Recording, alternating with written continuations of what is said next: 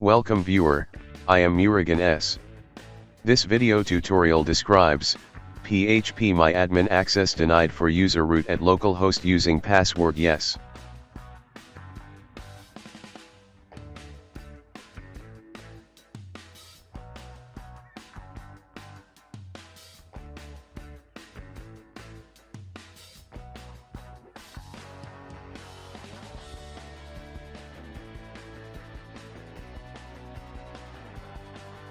Open File Explorer, C Drive, Xampp folder.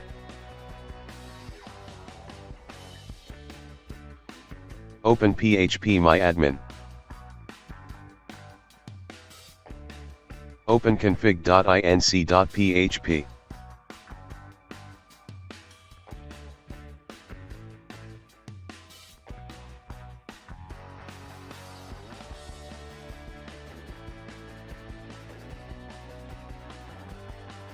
Remove password under authentication type and info.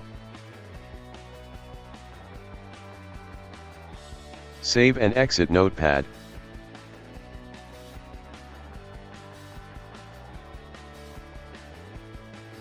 Refresh phpMyAdmin page.